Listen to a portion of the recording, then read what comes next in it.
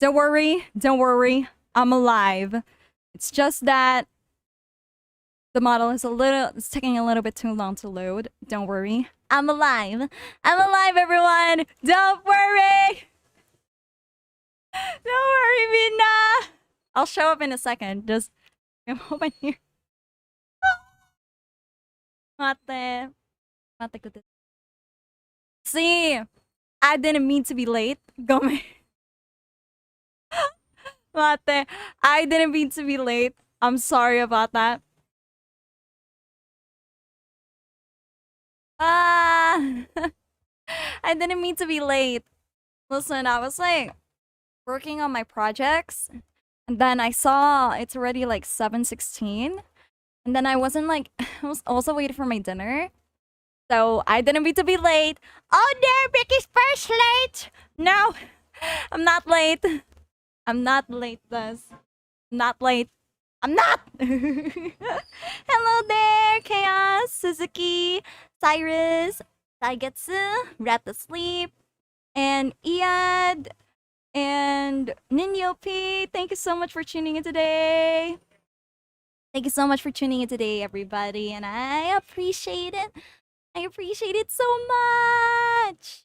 I appreciate it. You see, I was I was working very hard. You know, like I have schoolwork, but you know, I'm alive. Don't worry about it, chat. I'm here. God, I haven't drank enough. Preacher, I'll be here. I'll swear.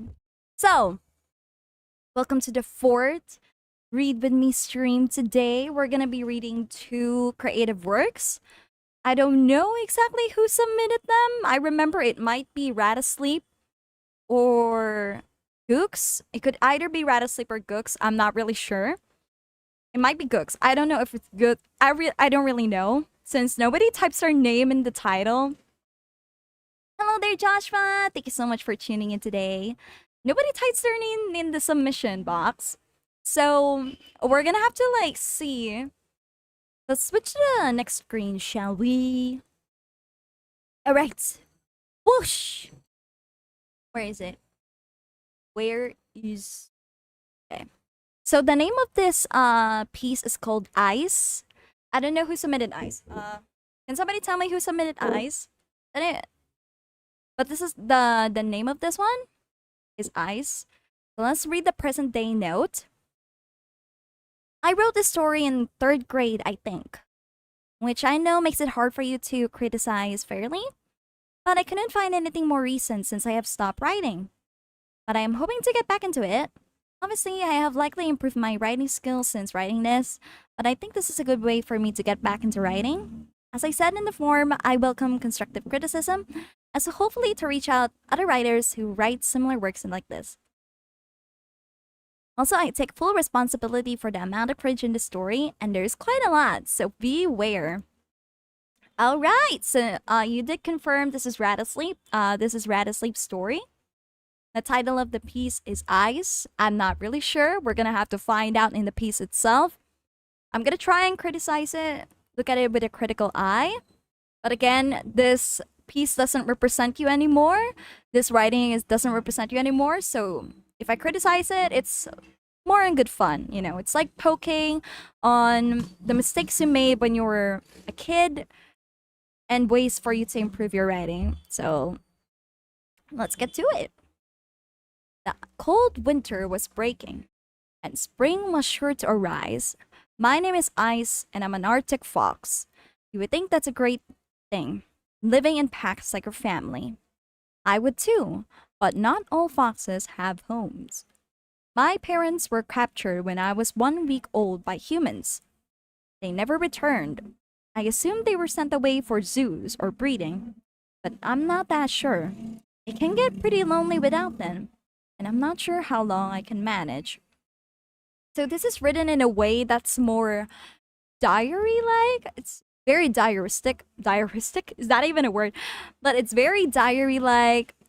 It's more like a journalistic kind of writing, which is pretty cool. I like it. I'm not sure if I can submit an old poem of mine, as it is a bit dark. It depends. I'm gonna have to screen the content. You can still send it, by the way. You can still send that kind of poem if it's dark. I would judge it if it's okay to show and stream. So go ahead. Furry story. How dare you call it a furry story, Cyrus? We haven't even seen everything. Let's wait, okay? Let's wait a little bit. Let's wait before we assume anything is a furry, okay? Let's wait. The bar was freezing over, and we were running out of food. My family, the bartender, and I were getting cold. And to be honest, I was getting peckish. The bartender offered us some freshly baked cupcakes and a cup of hot chocolate. I gulped it down in one bite and requested seconds. My father tapped me on the shoulder and whispered, "If you eat all the cupcakes now, we won't have enough later." So I put the cake down. I honestly think that what's missing in the story is formatting. That's the thing that what's missing here, because a lot of it feels way too blocky. The writing style is fine. The writing style is actually pretty decent for a third grade, for someone in third grade, not gonna lie. I'm actually shocked that uh, a third grader can do this. Actually, this is a pretty decent writing from someone who's third grade. And how old is a third grader? 10 years old? 9? 8? That's wild. I put the cake down.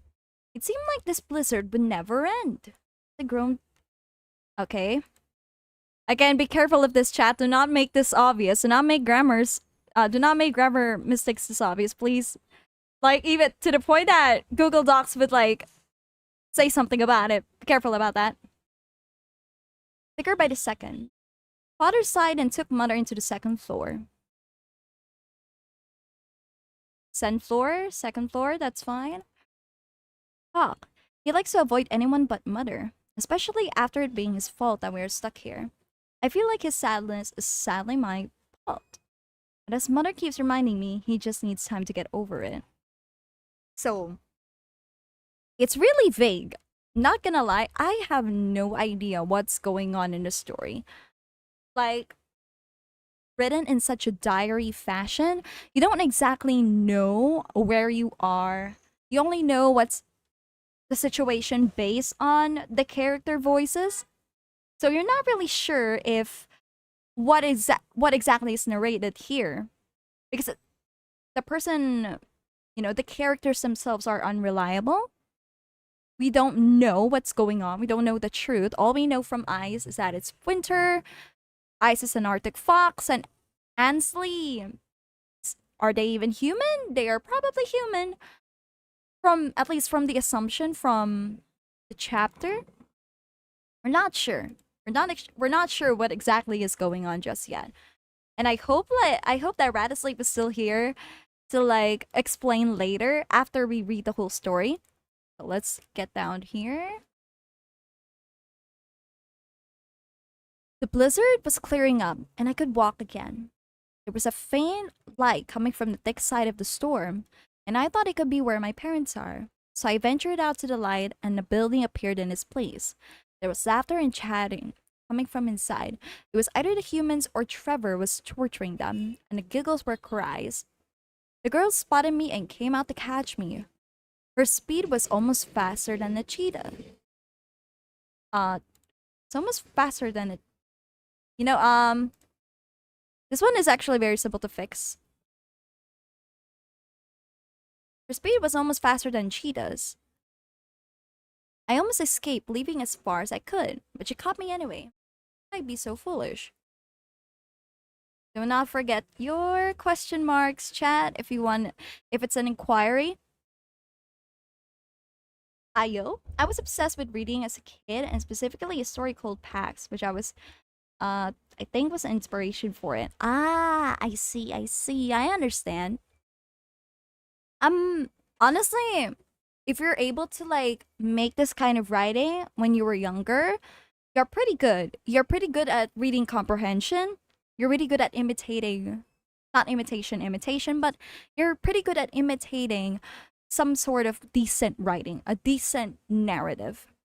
But From what I'm reading here, from what I'm reading currently, since it is a chapter, or no, wait, no, it's a short story, and it's a diary fashion. We don't exactly know the context yet. I can't exactly know the context. We don't, as a reader, I don't have the context yet. But again, I haven't read the whole story, so let's continue. The fox tried to leap out of my arms, but he was caught. There was no escape for that little guy. His eyes simmered as a single tear left his eyes. He was depressed. I didn't understand. My uncle told me that foxes are brave and playful. Oh no, you guys can't see this. Hold on. Hold on. My uncle told me that foxes are brave and playful creatures, but this one was different. I searched the snow for any signs of other foxes. The snow showed no paw prints, and all I could hear was a whistling blizzard cooling off. I let him go, showing care for the poor fox. He gazed at me confused. Why did you let him go, you may ask. Well, would you? So, Ansley is a guy? Are we getting that right? Ansley is a guy, and Ice is a girl fox. Fox girl. Alright. Okay. Let's continue on, shall we? I really can't comment, chat. I really can't comment because the writing style is fine. There is nothing to criticize about the writing style. It's just, since it's also a short stories have more creativity to make a good format, a different kind of format.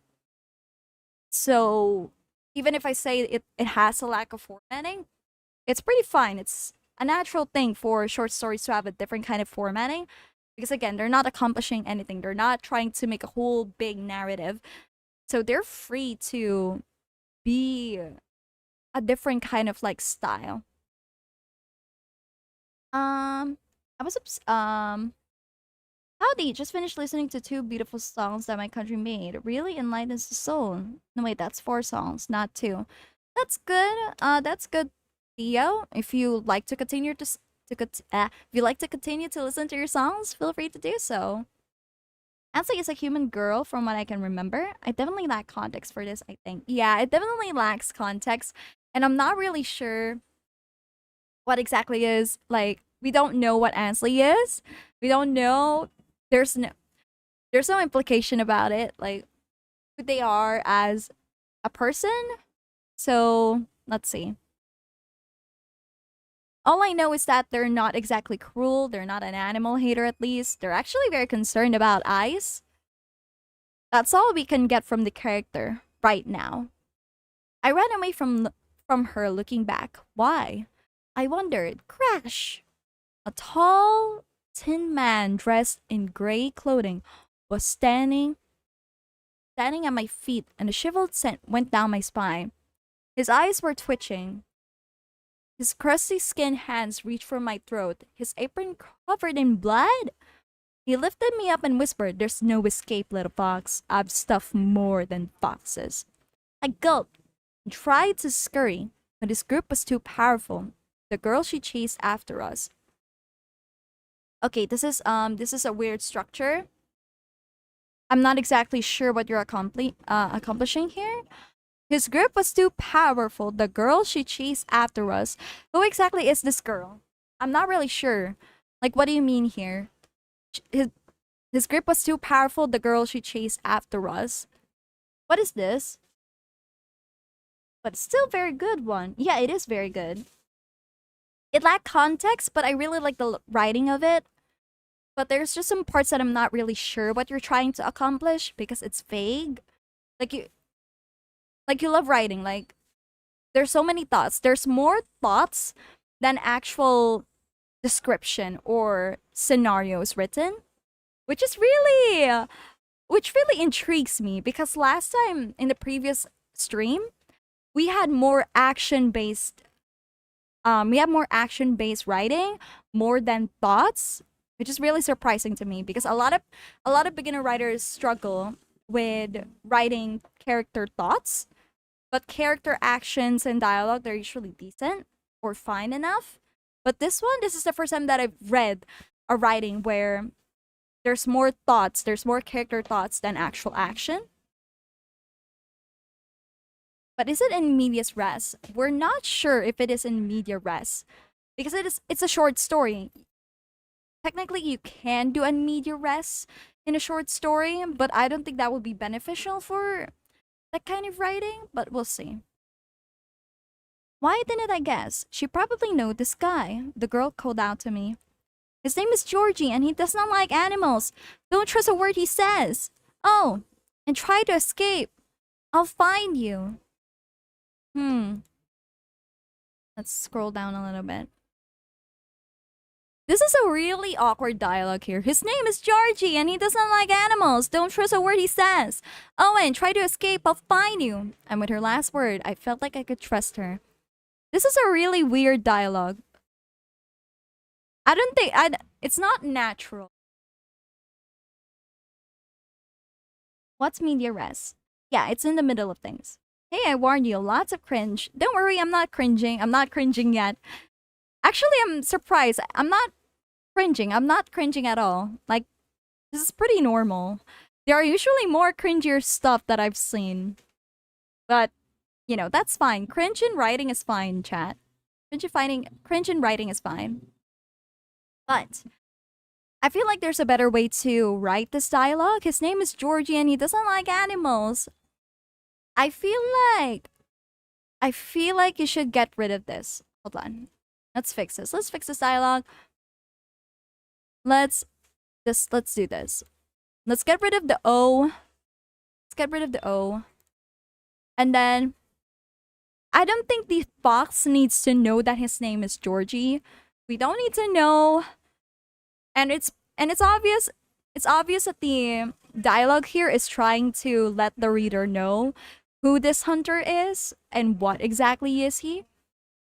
And that's telling the audience rather than showing. So let's erase that. And then don't trust a word he says. I think it's obvious that his words cannot be trusted at all. I mean, he showed it. He showed that he's an asshole. So I don't think we'll need this. So it's either make it as this. Try to escape. I'll find you. Or the character can go, run. I'll find you. There's no need for such a long dialogue when the situation is urgent. It doesn't make sense, at least to me. So either rewrite this dialogue into something more natural that is more urgent, or use try to escape, I'll find you instead. Hey, what you will. Starting a story in the middle of situation. Also, Ice can understand human. Apparently, Ice can understand a human. But we'll excuse it, you know. Maybe Ice is a sentient being. A sentient wolf. Yeah, it's not cringe. Yeah, it's not cringe. I agree with Saigetsu. It's more like a normal story so far. The truly cringe ones make you curl your toes for being embarrassed for the author. Yeah, from all of the readings I've seen in my life, this is not cringe. Okay, I'm not even cringing yet. There's no cringe yet. I fell asleep in tears, wondering if she was going to find me. The scenes of a train echoed from the room we sat in. Georgie was staring at me. Not one word came out of his mouth. He was playing with me, I could tell. His eyes, still twitching, pointed to the window. I took a glance, and as I did so, Georgie transformed himself from a butcher to a strange form. He looked rather similar, only his eyes really changed. His dark green eyes reformed themselves to black keyholes. Yeah, it does sound a bit furry, but wait a minute, chat. Wait a minute. Don't jump the gun. Don't jump the gun here. There's a problem now. I see the problem. I see technical problems now in the story, content-wise. You're not really good at transitioning. You're not good at transitioning between scenes and where the characters are. It's really vague. Like, we are at this scene, we are at the bartender scene, and then suddenly in the next scene, we are outside in the snow, we're getting chased. I don't know how that happened. Where's the transition? Where's the leap off from that scene? And then now we are suddenly in a train? We're we're suddenly in a room. How did that happen? I thought Ice escaped, but then suddenly Georgie ran up to her, caught up with her. It's really weird. There's a disconnect here. You look, from his right pocket emerges silver key. From his left, a bronze key. He placed each key gently in its place. And from his right, wait. And a second later, he pushed me into a compartment in his suitcase. That is really weird. That is really weird. What? I'm wondering, why do we need to know about the silver key and a bronze key? Like, this is a short story, right? There could be significance later, we'll see. But right now, I just don't see the point of specifying this really clearly. And I'm not really sure, like, how did we get here? How did Ice get captured? But we'll see. We'll continue on. Let's not jump the gun here, chat.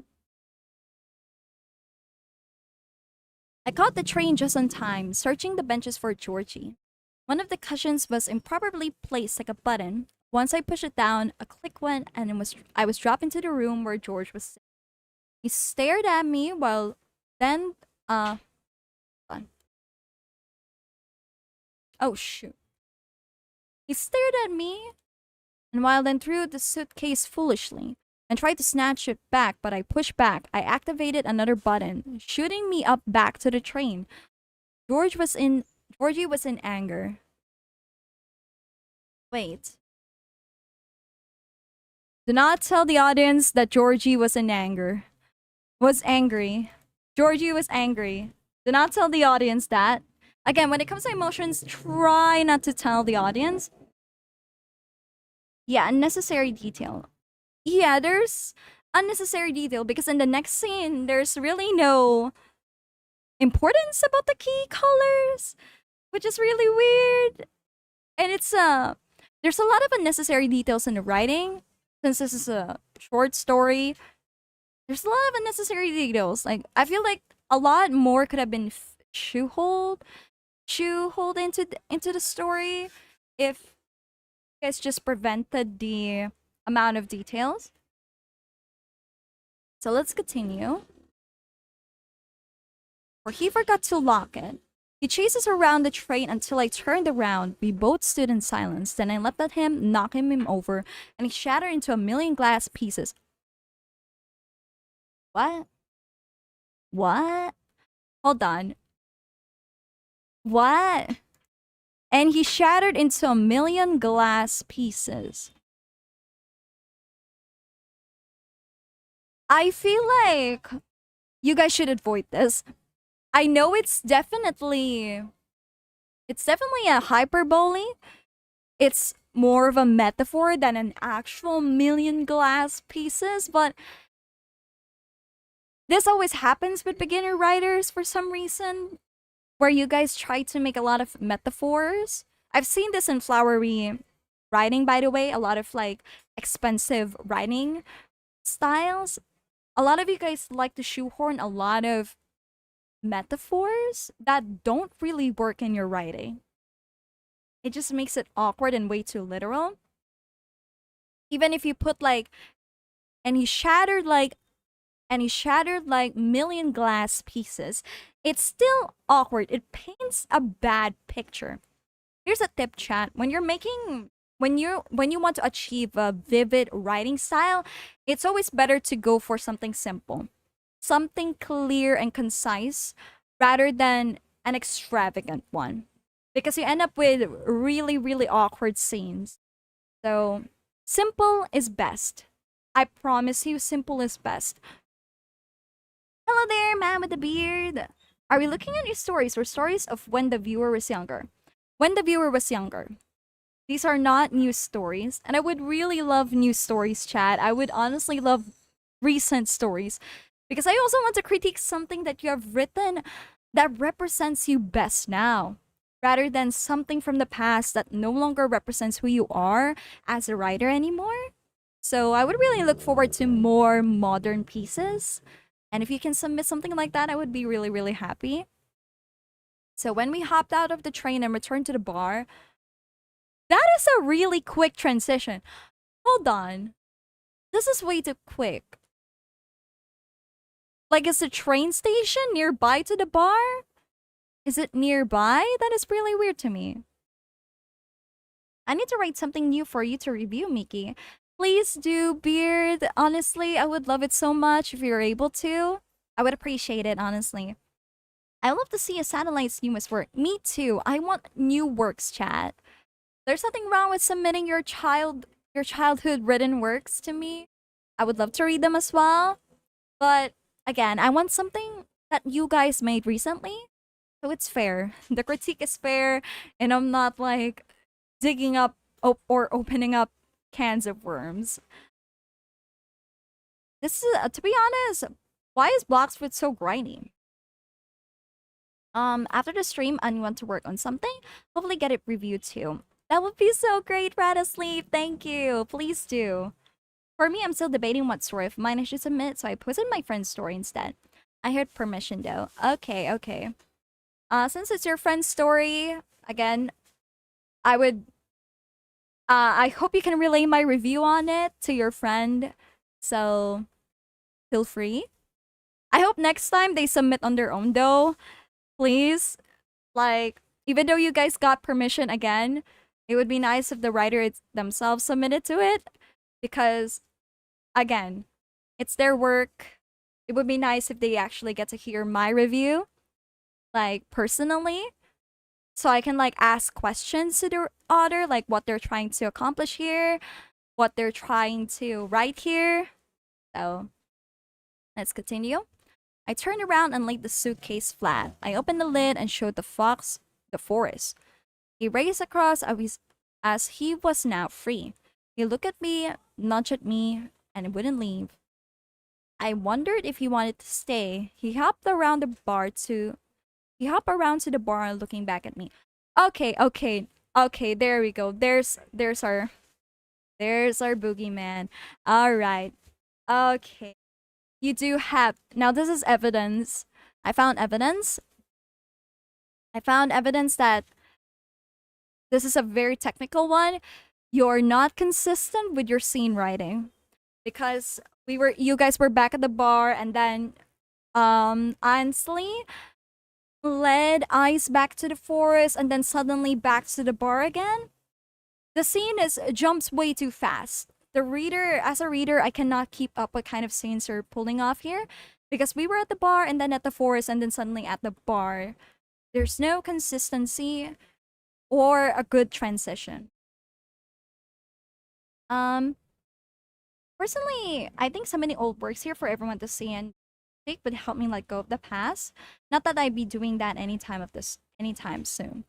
It's fine. I'm not saying that you guys can submit old works. I'm telling you, you can still submit old works, but I would still appreciate it if you guys can take the time to submit modern works, latest works.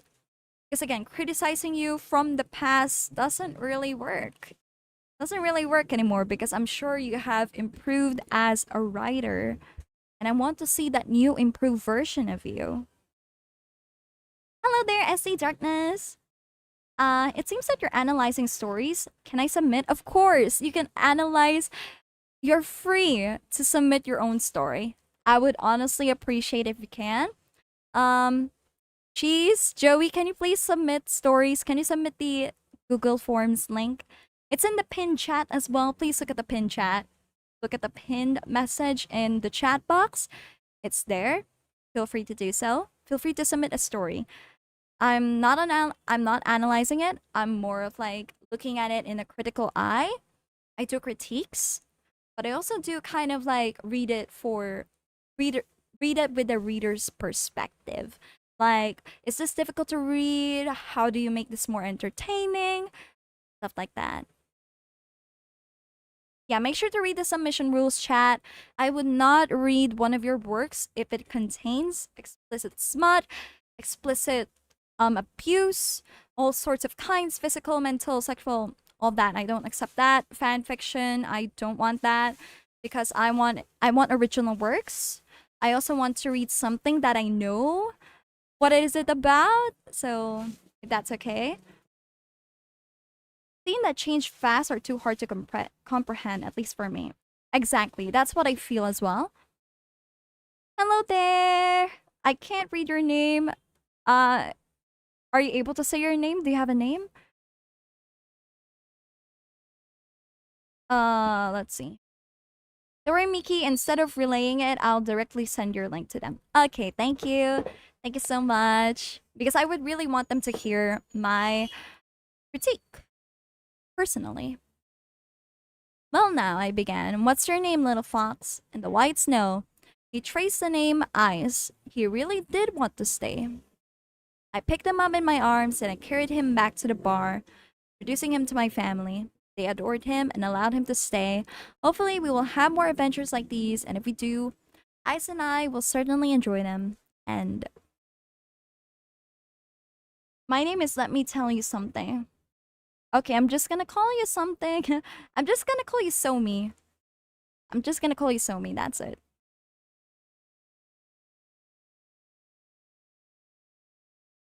And no fanfic. I mean, the story submitted last stream, Dive, is more of a fanfic for my original stories, while trying to make it original story by itself. Is that fine? Yeah, it's fine. But if you're gonna submit me Harry Potter fanfics, Percy Jackson fanfics, um, any some sort of famous literature right now, fanfics, please avoid that. Again, I cannot do that. I cannot review those fanfics because, again, not everybody knows the context of Harry Potter, Percy Jackson, any sort of fandom. Not all of us are fans of certain book series, shows, movies. So please be wary of that. I'm not accepting fanfics. But if you're making a fanfic from your original story, then that's fine. That's fine. That's good. That's chill. That's all good. So we're gonna call you Somi if that's okay, because let me tell you something. I can turn it into Somi. That's basically my critique of Radisleep's writing. It definitely lacks good transitions. Overall, the writing style is decent. For a third grader, by the way, that's a pretty good writing style. Not a little bit like there's obvious grammar, but I'm not a grammar police, so I'm not gonna copy you out on that. It's okay. It's okay to make grammar mistakes. A lot of people make them. I'm not strict about that. But content-wise, scene inconsistencies, be careful of that. Avoid telling the audience exposition using dialogue, and avoid telling the audience what a character feels. I also don't know what the relevance is of Georgie in the story, and there's a lot of unnecessary details to your writing, to the short story, so make sure to get rid of that. And there's no focus of the story here. Like, I feel like as a reader, I would think like, what's the point of the short story? What's the moral lesson? What am I supposed to gain from here? What am I supposed to feel? It's a human and a fox that are going to be going on adventures together. So maybe with a good revision of the story, you could add an actual plot to it, an actual reason on what actually happens in the story. That would be cool. That would be nice. How many characters are, as in letters, is the limit of a short story? Usually a short story takes 6,000 words. That's the highest limit of a short story. But I've seen short stories go 4,000 to 8,000 words. So not more than 10,000. Yeah, like she said, not more than 10,000. It's okay to have like a 4,000 short story. But again, make sure the plot is concise. Do not introduce plot elements that won't be resolved by the end of the story. There's a difference between writing a short story and a novel. So a lot of times I've seen beginner writers do something like to be continued at the end of their short story. Please no. If we're gonna do and to be continued at the end of your short story, please, please, please write a novel instead. Or write a novella. Because a short story has one goal. Fix one plot. One plot or one problem. Do not try to make a lot of arcs in one story, in one short story. So be careful of that. What do I do? In the please provide me. Provide the link to your novel. Provide the link to your Google Doc. I do not accept Word documents because if I download the Word document, you wouldn't be able to see my comments or my revisions. So that would be nice. I have submitted my first chapter of the current novel I'm currently making, and I want for you to check it out. And also, my first language is not English. Just wanted to say that. Web novel, to be precise. Okay. Web novels? Alright, that's fine. I'm not sure if I'm able to read it today, though, in the stream. But I always do this either on Wednesday or Thursdays. So check back next week, or we'll see. If the next submission is shorter, then I would be able to read it today. Oh, I can't do this. Sorry. I have no idea how. Can a short story be a backstory? A short story can be a backstory for sure. But again, the context would probably be missing because short stories are usually standalone. They don't have a continuation or a prequel. So it would be nice if a short story can stand alone. Okay, thanks. All right, Darkness. If you get a Google Docs version of the story, you can send a link of that. All you need to do... Okay. My god, I feel like I have to do a tutorial for this. So let's say your story is in a Word document. You can make a Google document... you can make a Google document account and literally just drag the Word document onto the Google Docs application. It's literally simple as that. You can convert your Word document into a Google document if you upload it. So no need to worry. Short stories are self-contained. Exactly. But you can write a backstory about a character with short story format. But make sure it is standalone. Like you can solve a plot, one plot, in the short story. I'm probably gonna write a novel now. Thank you so much for criticizing my old story. Aw, you're welcome. But I hope this helps. I hope this still helps you. So let's criticize the next one. Let's look at the next story that we have here. Let's see. So I'm not sure who submitted this one. If that was Rat Asleep, this might be Gook's story. Let's see. Let's see. We have... What is it? This is Rat Asleep. Oh, this is another short story, which is called The Sad Child. Okay, I wonder who made this. I'm not really sure who made this. Hopefully we get to meet... we have the author here with us. Okay. Oh, this is short. Oh, this is really short. Okay, this is really short. I think we might be able to read your story, Darkness, today. We'll see. I'm probably gonna write a oh, wait. Could you repeat the steps? I forgot I can replay. Alright. If you have a Word document for your story, make a Google document account. You search up Google Documents. And then when you made your account, you can drag and drop the Word document to Google Docs. That's all. That's all you need. That's all you can do. Now I am really thinking of having a collaboration work with the people here. Exactly. That's also a good use for Google Documents. So we have a poem style short story.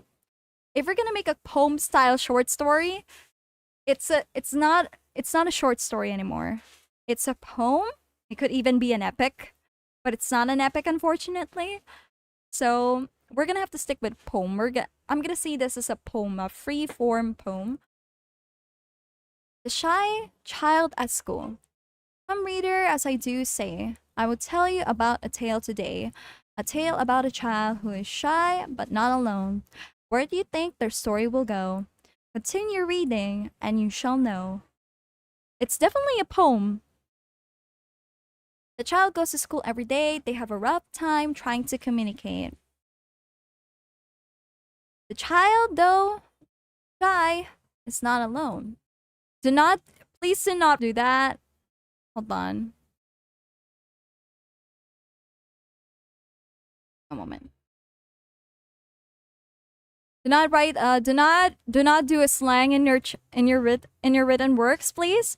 Especially a poem. Literature majors will hate you for life if you do that, please. So avoid that.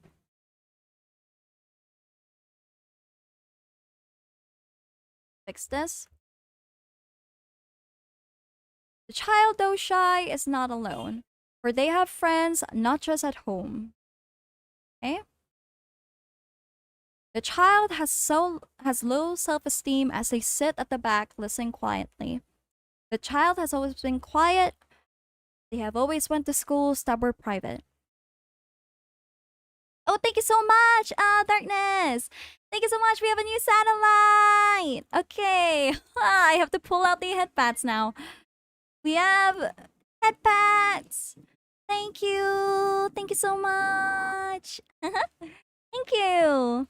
Okay, let me see. Hello there! How do I make a link chat? A satellite anthology? Oh, I would love to join. I'm not a satellite, but I would love to do a collaboration writing with you guys.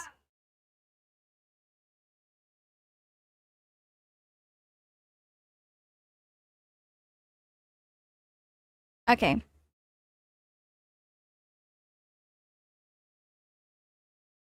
All right. Sorry about that, chat. Welcome to the space back home. Sorry, don't worry about it. There was like, yeah, there was something. All right. Where were we? Who made this? I'm not really sure who made this. No, they didn't write their name in the Google document. So I have no idea who is this. The child has low self-esteem as they sit at the back listening quietly. The child has always been quiet. They have always went to schools that were private. The child, when told to speak, must struggle while they try to read. The child has many happy friends, all happy and joyful to the end. At least that is what the child said. The child's class was very loud. Their class was always filled with sound. A lot of you make this mistake, chat. You don't know the difference between there and there. Be careful about that. The only silence you will hear is when the teacher was speaking to their ears. The child's grades were fine in the end. Yeah, maybe they want to be anonymous. The child's grades were fine in the end. The child says that is okay. They weren't aiming for high grades anyways. As the holidays commence and the school year ends, the child will finally be able to rest. As the child plays and rests, this is where his tale ends. This tale shall. There's no need for the will. This tale shall continue again. Until then, reader, I'll meet you another day. Hi, Miki, so what do you think? Hi, whatever. I hope I'll be on time to see you review this text. Bye. Thanks for reading this far. Yeah, I don't think they're here. I don't think they minded, but they're not here in the stream. Sadly. Aw. So this is definitely a poem. I feel like there's more to it. I don't want to overanalyze a poem. I feel like there's much more to it. Like, the tale shall continue again. Until then, the reader, I will meet you another day. Now, chat, I don't wanna be the start of your Joker moments. I don't wanna be the start of your Joker, your villain origin stories. Because I remember my professor criticizing my poem and I became a Joker VTuber because of that. So, yeah, I think there could be much more to it. There's definitely much more to it. I feel like here, I don't want to overanalyze this, but poems are meant for you to overanalyze because they use a lot of vague writing. So I'm gonna put on my tinfoil hat for now. Wait, let's put on our tinfoil hats, shall we? Let's find a tinfoil hat here. Do we have a tinfoil hat? Let's put on our... Oh yeah, let's put on our eggs, okay? I'm gonna put on an egg hat here. Think of it as a tinfoil hat, okay? Think of it as our tinfoil hat, where we overanalyze such a simple poem to the worst way possible. Alright. So, the shy child at school. Come, reader, as I do say, I will tell you about a tale today, about a child who is shy but not alone. Interesting. Who is shy but not alone. Where do you think their story will go? Continue reading and you shall know. The child goes to school every day. They have a rough time trying to communicate. The child, though shy, is not alone, for they have friends, not just at home. They have friends, not just at home. They have friends, not just... That is really interesting wording here, chat. They have friends, not just at home. Neighbors? No, they were really specific about at home. At home, chat. At home. What kind of friends would you have at home? Imaginary friends. That is true. Yes, chat, we are now overanalyzing a poem that's probably super simple, but we are doing it now. We are doing it now. We are overanalyzing this, chat. We're overanalyzing. It's a poem, chat. It's a poem. We're supposed to go crazy about it. Because I don't want to be the start of anyone's villain origin stories, okay? But I'll still criticize this afterwards. Yeah, ghost friends at home. The shy child is a hikikomori. Getting too late right now. It's really weird. It's honestly weird because I said not just at home. The child has low self-esteem as they sit back, listening quietly. Okay. The child has always been quiet. They always went to schools that were private. The child, when told to speak, will struggle while they try to read. The child has always been quiet. They always have went to schools that were private. The child, when told to speak, will struggle while they try to read. So they're not good at speaking and reading out loud? That is really interesting. The child has many friends, all joyful, happy to the end. At least that is what the child said. This is really cryptic to me. Like, the child is always quiet, okay? But you would think like, why would the author say this? Why would the author specifically say this? At least that is what the child said. Happy and joyful. That is really weird wording to me. I'm not gonna lie to you, chat. What is going on? Why is there a need for this kind of vague writing? The child's class was very loud. Their class was always filled with sound. The only silence you will hear is when the teacher is speaking to their ears. Speaking to their ears. Like, why is there a need? Well, either it's awkwardly written, like either this is an awkwardly written sentence in a poem, but it's really weird. When you say it, when a teacher is speaking to their ears, it means that whenever they whisper. That is really weird. Yeah, I'm currently imagining the scene with the Junji Ito aesthetic. Exactly. It suddenly turned horror. Hold on, give me a moment. Like, it says here that the author doesn't know what genre it is. Yeah, maybe they're just trying to rhyme it, but it's so weird. It's really weird. It's really vague. When the child's grades were fine in the end, the child says that is okay. They weren't aiming for high grades anyways.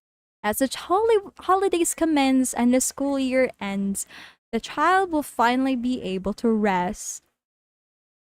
Finally be able to rest. As a child plays and rests, this is where this tale shall end.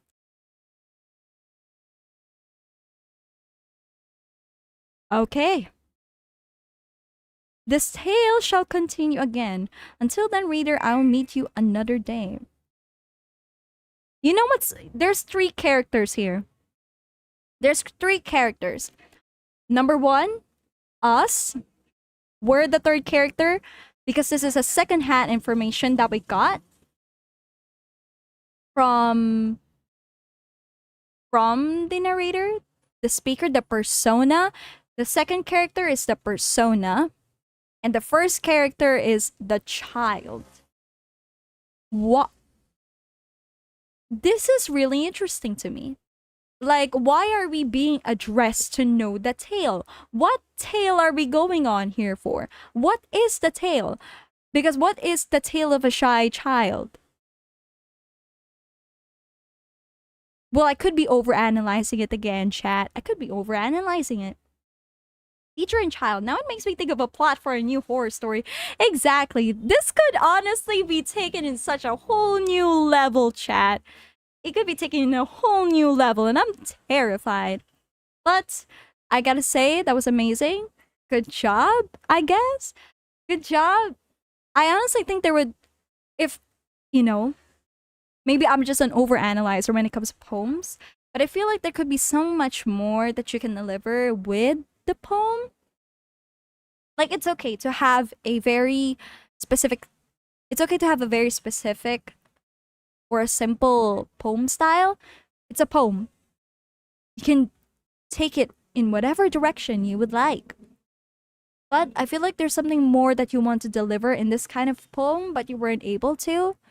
So I feel like, at least my suggestion is, if you want to improve this kind of poem, try to use more memorable symbols. Try to use more memorable words, more memorable verbs, adjectives. Because a lot of what your poem is saying is very direct, and poems are usually visual. They are visual forms of writing. Because I don't always mean what they say. If I'm going to be removing my overanalyzing cap here and just read the poem as it is, there's really not much it has to offer. But I feel like the only way for me to like gain some sort of literary, in order for me to gain something literary here, is to overanalyze.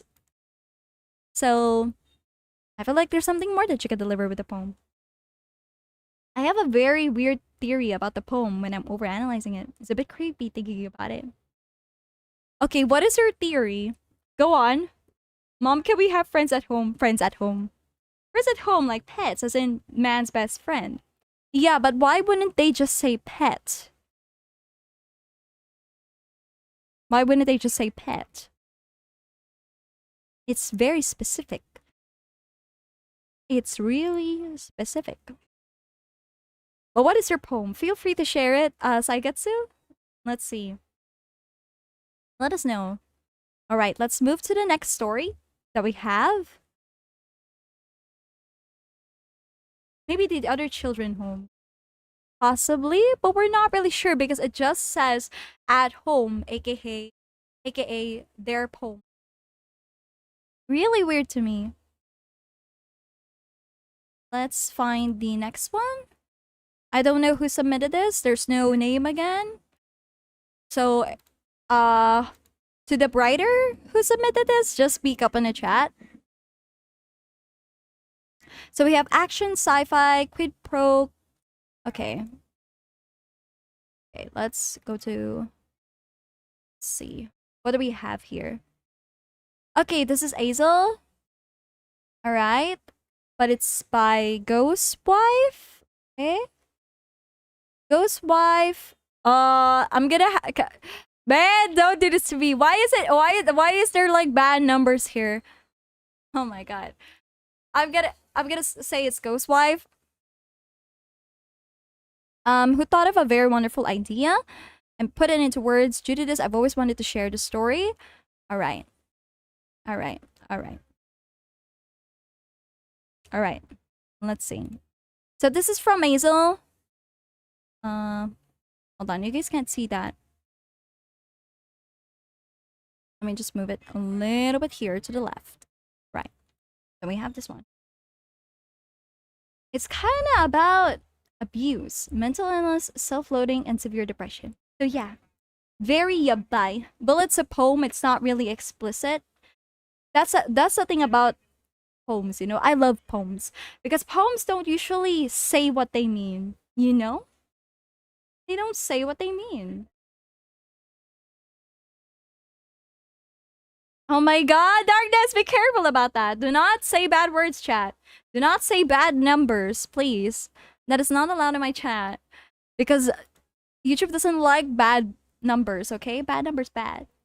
See why I didn't say it? Mm-hmm. Alright. Let's read Ghost Wife. Ghost Wife's story, quid pro quo. If that's the way you say it. Life isn't easy for everyone. Even more so for everyone living in this god-awful time. The war between the US was far from over. Hell, it led to something even worse. A civil war within America.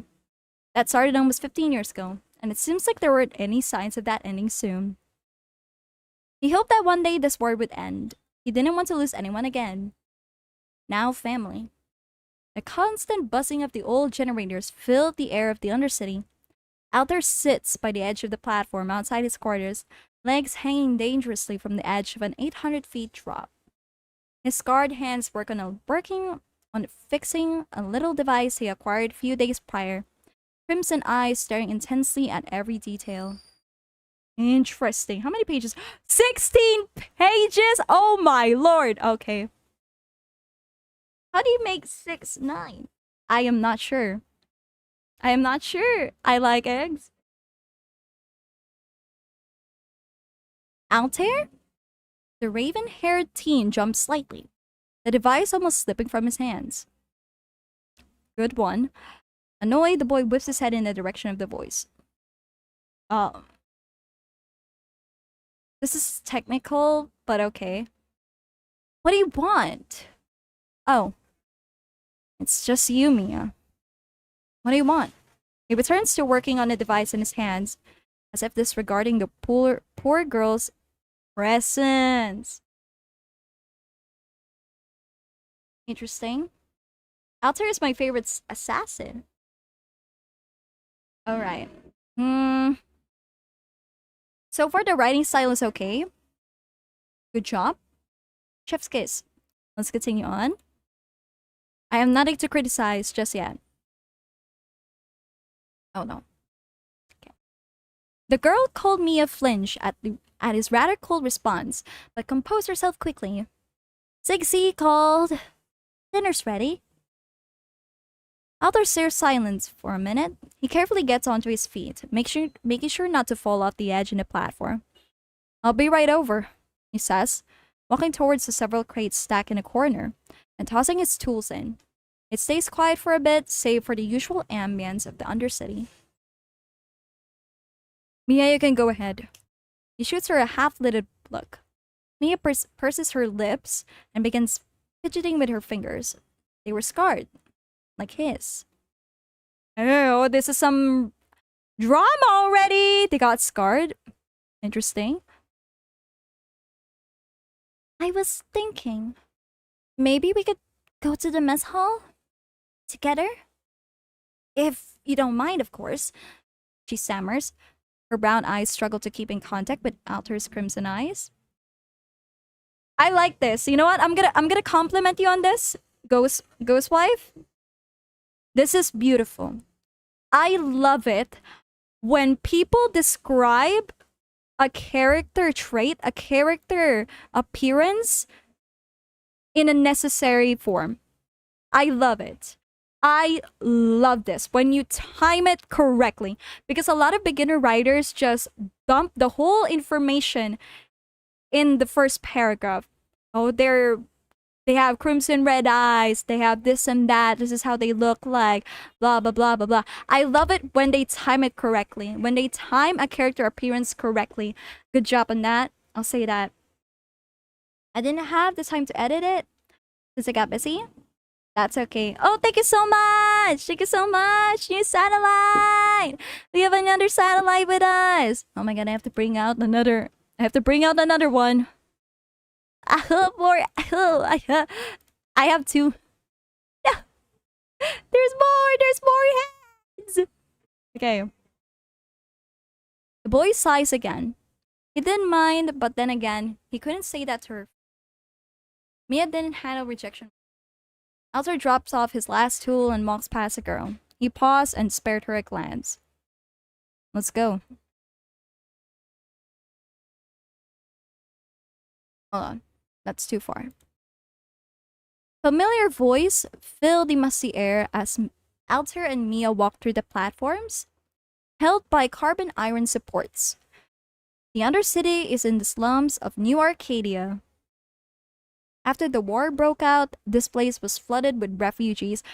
By the way, just so you know, Arcadia is taken already, creative-wise. So if you plan to publish this, writing, make sure you replace Arcadia with something else. Unfortunately, it's taken already. You could get copyright issues, so be careful about that. Only if you plan to publish this, but if you're writing this for yourself, feel free to keep it. After the war broke up, the place was suddenly flooded with refugees, especially those who didn't have money to survive in the city. Soon enough, mercenaries, smugglers, and cartels made the Undercity their territory. Local PD didn't have to watch over this part of the city. It was perfect for crime. Oh. Alter is one of the mercenaries. Both him and Mia and a few others his age. They were taken in by the mercenaries who ruled the Undercity. Beware. Be careful about this, chat! I'm pretty sure this acronym is associated with a very specific organization. Be careful about that. You don't want to get your acronyms be associated with another existing organization in real life. Please be careful about that. Alter learned how to fight, steal, and kill, all in exchange of food, a bed, and some company. And a life like this is apparently preferable to a life alone in the cold bar-strewn streets of his hometown. Got a lot of new faces here. Hello there, Aovag, if that's how you name it. I am one of 3 people. X2, X1, X2, Aovag. So it's literally just the same person. Okay. Thank you. Thank you so much. Okay, let's continue. Yeah, there's so many eggs. Yeah, but it's also an organization, so be careful about this. Be careful about it. Catching a few glances from the mercenary guys from... I'm gonna call it Burr. The two teens head towards the mess hall where dinner is waiting. Altair pushes past through the pushes past through the strip door curtains of the mess hall and is immediately greeted with the loud chatter of his fellow young mercenaries. Okay. There's nothing wrong yet. Surprisingly, I'm not trying to find something wrong with the story, by the way. I'm just waiting to see what happens. You, Walter! What took you so long, man? The raven-haired teen ignores a question thrown at him and quickly heads towards an empty seat. And Mia following behind and sitting next to him. Jellied eels and canned chicken. Again. Gross. Good to know that Alter doesn't like jelly eels. Oi! Al! A kid in front of him calls. Alter looks up from his disgusting dinner, slightly annoyed that his food for today isn't getting any better in quality. Again, please do not tell the audience that they're annoyed. You guys keep doing this. But I don't think the writer is a beginner. But a lot of you guys love to let it slip through. A lot of these things still slip through. Let's continue. What do you want, Hesh? He picks up a piece of his gelatin eel, which plops back into the plate with a disgusting wet sound. I'm kind of busy focusing on my meal. Making Alter cringe as his grating voice fills the messy hall. His yellow, uneven teeth form into a toothy smile as he leans against the table. Oh, look! Little Al is getting angry, eh? And is soon joined by the other kids. The stocky boy points his dirty fork towards Alter.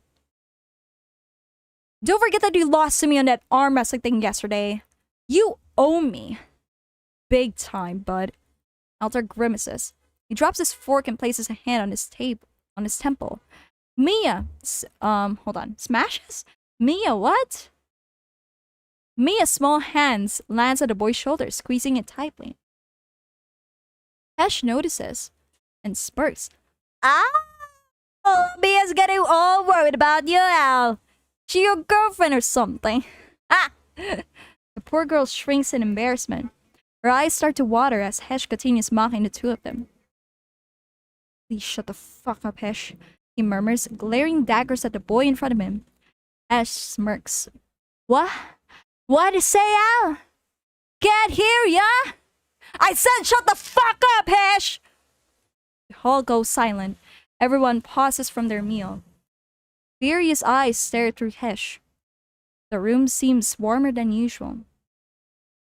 Dang, I like this already. I like this beginning already. But again, be careful of just telling the audience what the people feel, okay? I like this. There's a description here. We know what Alter is thinking. I love this so much. I love how Miki narrates it. Chef's kiss. Thank you. Alter. A voice snaps the fierce teen from his anger. Whipping his head round to where the voice was, he calms down as he meets the gaze of Ziggs, the leader of Vtuber. Ziggs! Opposing himself, the others begin to settle down as well.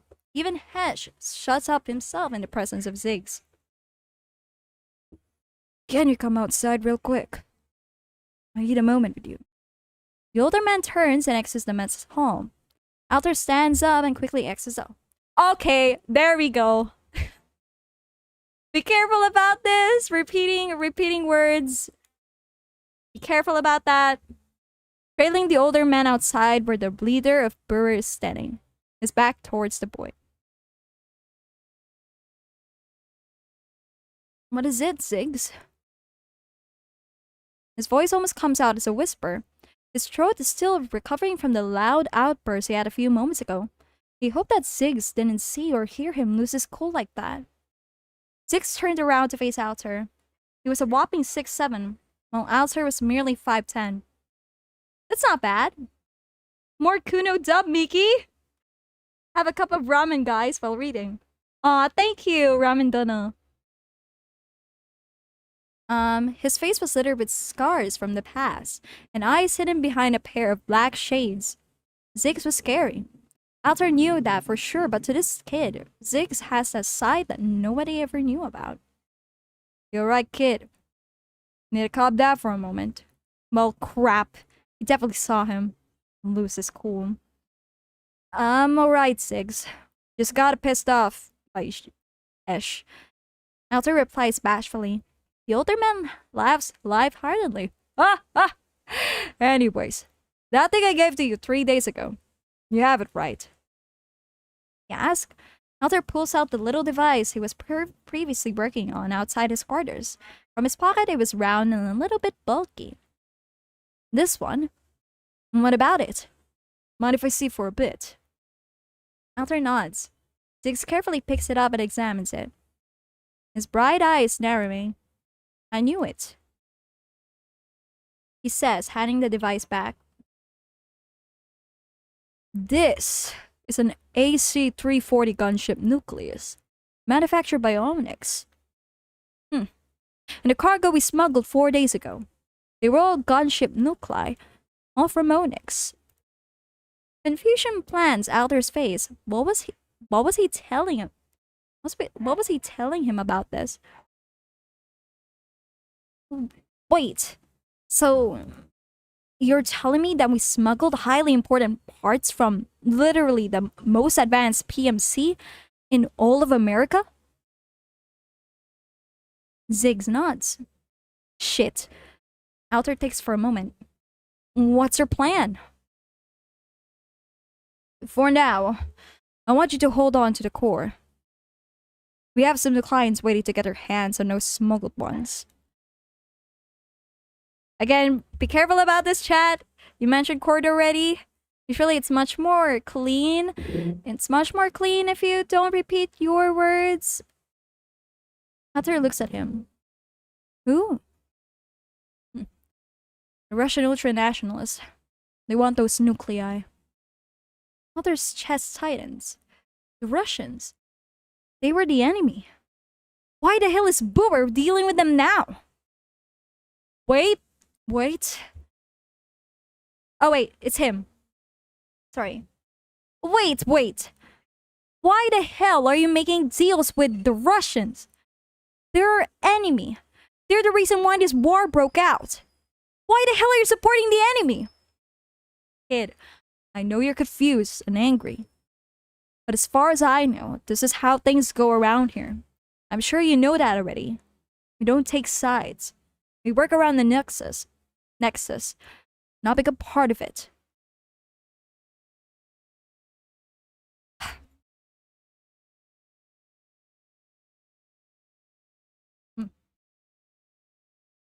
That's what our job is, Alter. This is what being a merc is in this day of age. Yeah, he's very tall. Same, is truth too grammatically correct? Where is truth? Where did you find that word? Ziggs is right. Even if Alter didn't want to agree, it was still true. This is the living he signed up for. How could he forget? Alter breathed in, the smoke from Ziggs' cigarette filling his lungs. He didn't care. Why are you telling me all of this? Okay. I just want to point out, there's no need to keep repeating his name like this. That doesn't usually come up in real dialogue. People don't repeat everybody's like names over and over. So be careful about that, chat. The muscular man took out his cigarettes between his fingers and face. Neon eyes staring down at the teen scarlet one. He reaches out his hand towards the boy's shoulder, giving it a reassuring squeeze. Because you're smart, Al. Very. You're the smartest kid I've ever known. You're a fucking genius, and I trust you. There's it. There it is. The T word. His heart swells, a bit of heat creeps up towards Al's face, to which he attempts to brush it off by chuckling. I thought you told us not to trust anyone, he comments, smirking at the older man. Ziggs chuckles and brings his hand to ruffle the already messy mop of hair Alter had. I like this. Already messy mop of hair. Nice description. I like that. Don't get ahead of yourself, kid.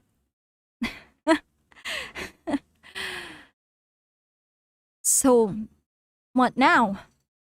What do we do with the nuclei? The nucleus in his hand is cold and slightly heavy. I'm sure Onyx has noticed that their cargo has gone missing.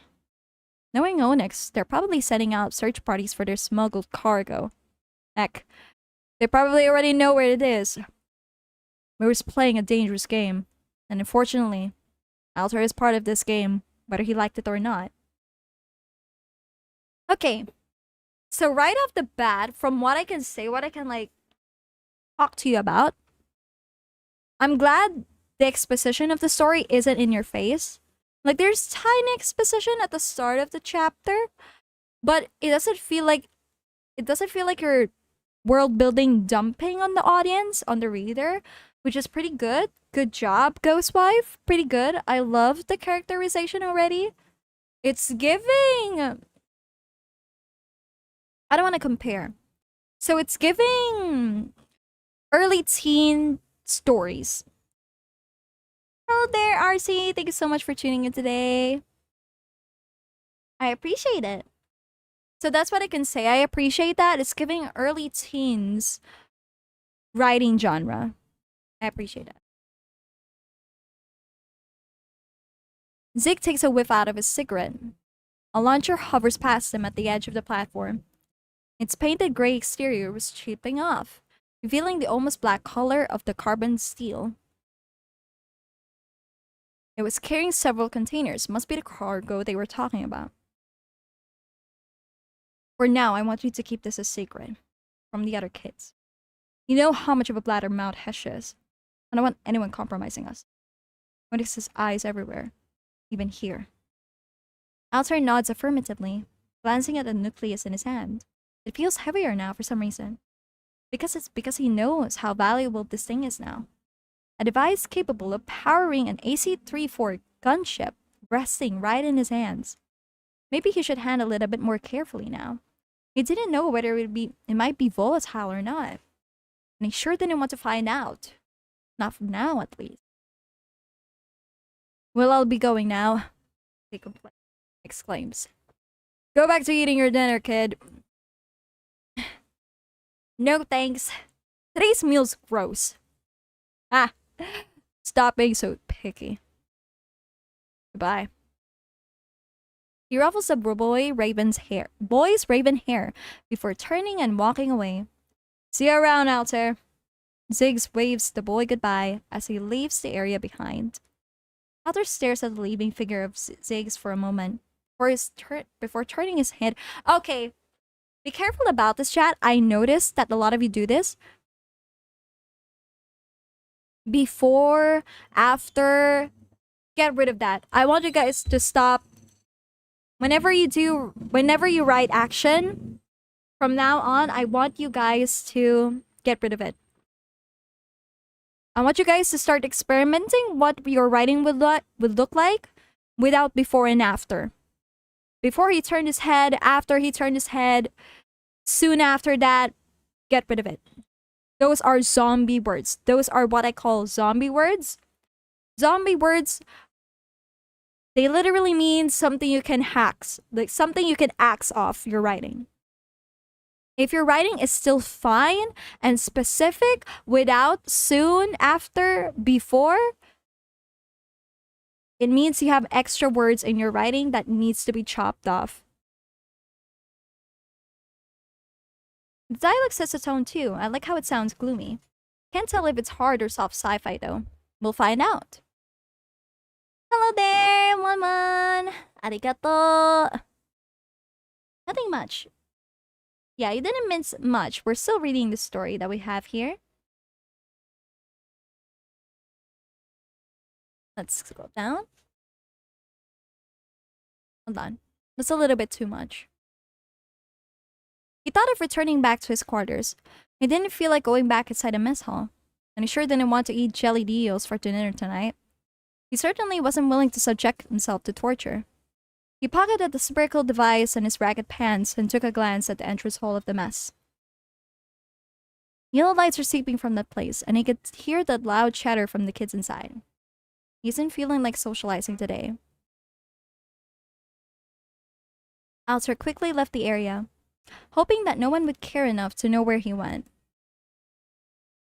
Ah, the good old this one, when it comes to transitioning scenes.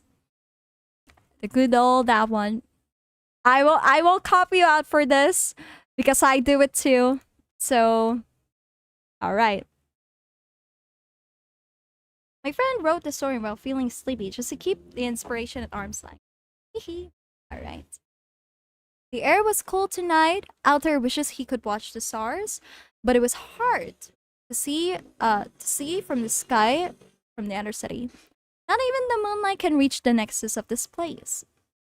That is one of the things Altair hates about the Undercity. No stars, no moonlight. No views of the sky he once could look up at any time. Life in the other city is boring without them. Should be going to bed at this hour now. He had spent the past few hours tinkering on his personal weapons. Weapon maintenance is one of the things that keeps him engaged when there aren't any missions assigned to him at the moment. Other like reading too, but books and tablets were not accessible here in Undercity. Everyone here preferred the sword over the pen. So the only things here are weapons, drugs, and even more weapons. Alter doesn't do drugs. Ever. So all that stuff are guns and knives to keep himself engaged. He would rather take that as a hobby over snorting meta tea in his free time. The Ravenet teen stands up from his seat.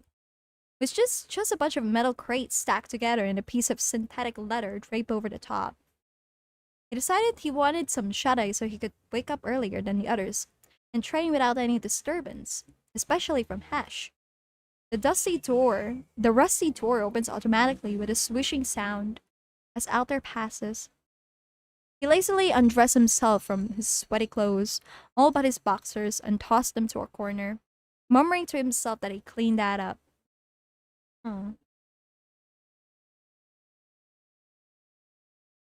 You know, the writing style, it's good.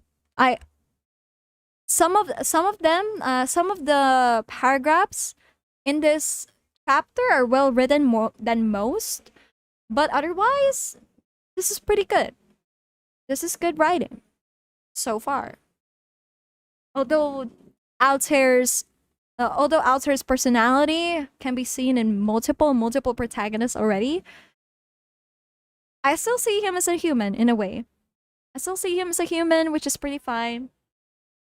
I love how he have to say that he doesn't do drugs. Alright, Altair, I believe you. Alright. But I kind of wish that...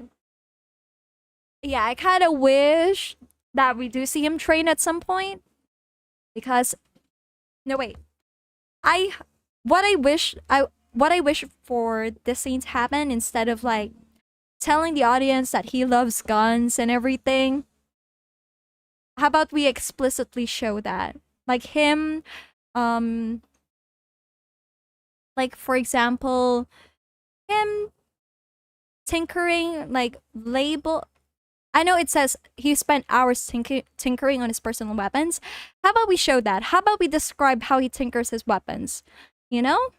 Just to get a main idea. Replace this whole paragraph, but with just him tinkering his gun, and then realizing that he's tired. Let's see how that works. If somehow that improves the paragraph of your writing, Ghostwife, you have more to say in your novel. The Ravenet teen stands up from his seat, which is just a bunch of metal crates stacked together in a piece... Wait, I already read that. As he walks towards his bed, Alter passed by the large mirror attached to the wall. He ignored the thing most of the time. He didn't have the time and took an interest to look at himself on most days. I don't need to point out why. I think you know. He also wasn't really the type to ogle himself in the mirror like a narcissist, but for some reason he has the urge to look at himself like that way. No! No! You were so close! You were so close, Ghostwife! No! I burn! You were so close. I knew it this... Oh, I just said that pretty great job. You were able to like time describing the character's appearance, and then you went on to dump this on me. No. Oh no, chat. I can't, chat. I cry. You can't do this to me, Ghostwife. You know what? I'm gonna comment. I'm gonna comment this.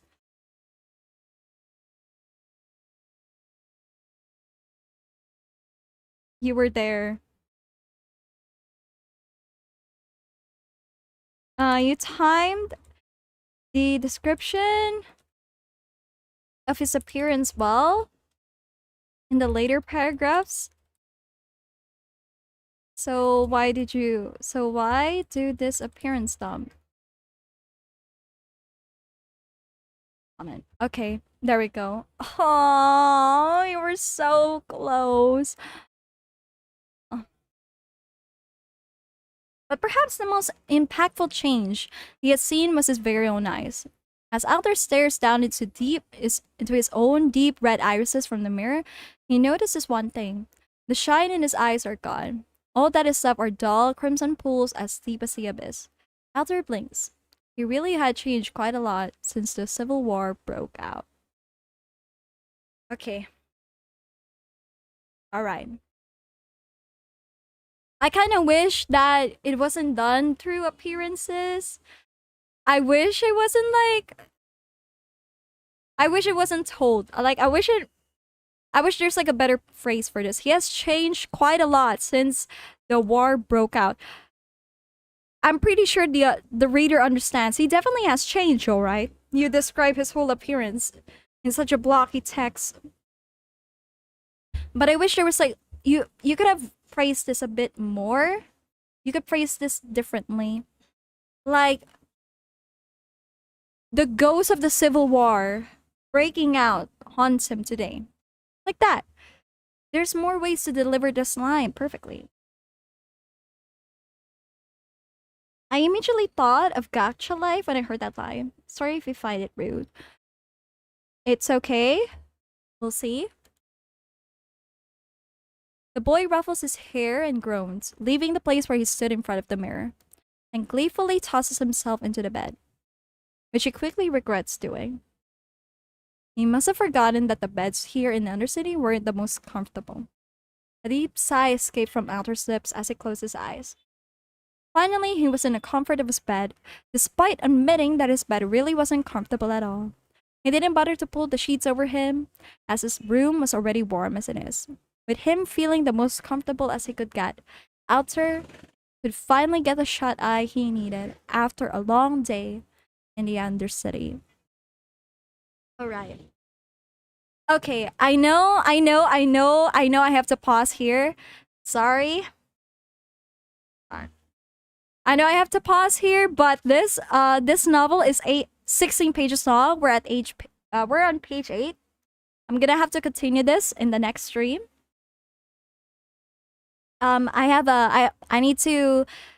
have to continue this in next stream. My god. Sorry, chat. As much as I like to continue the stream for like extend it for 2 hours, push it for 2 hours, I still really need to do my project. I'm sorry. But before I leave, 8 pages in, I'm gonna say, Ghostwife, you do have good writing style. I love how you're not exposition dumping on the reader. Pretty good on that. Characterization on Alter, pretty good. You could see that in other protagonists, but I still feel like Alter is a real human person here, which I really appreciate. Thank you, Ghostwife, honestly. Again, you timed your appearance descriptions well during the first pages. I don't understand why you have to do a whole dump later down in page 7, so be careful about that. Phrase the way that Alter has changed. I really don't like how simple it is, how straightforward it is, especially when you're writing definitely has more essence to it. So yeah, be careful about that. There's a lot of repeating words. A lot of the phrases, a lot of the sentences in the story are awkward because their sentence structure is awkwardly phrased. Like there's some words that should come first rather than this kind of word. Miki, I gotta say, I'm kind of disturbed with your way of saying Altair. Why? Why are you disturbed? Isn't that the way you say Altair? Isn't that the way you say it? Why are you disturbed about that? Altair, what's wrong with that? Oh, outer. Oh. Sorry, you know, I like when I read names, I usually mispronounce them. And again, I don't know how would you say the character's name, okay?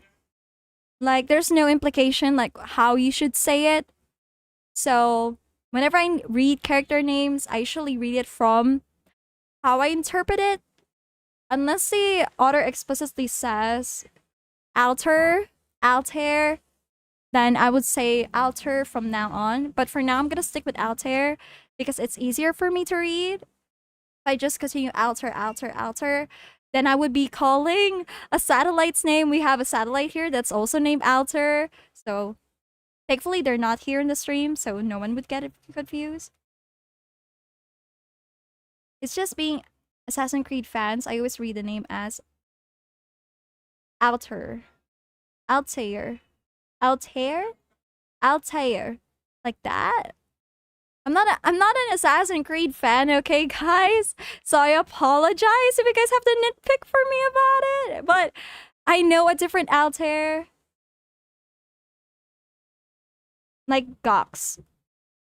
Isn't it Gooks? Or Goog?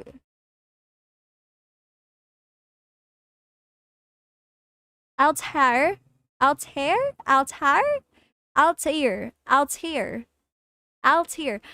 Yeah, no, I'm gonna stick with Altair. And if you guys complain about it, that's my stream. It's my stream. It's my stream, chat. I say how I say it. Unless the author corrects me themselves, I'm gonna say it this way. Alright, chat. That is all for today. Thank you so much for tuning in today's stream. I really gotta go. I need to work on my project again. Hopefully, see you guys tomorrow. Hopefully, I got all of my projects done and I can continue streaming for 2 hours. Bye-bye, everybody. Thank you. Bye-bye.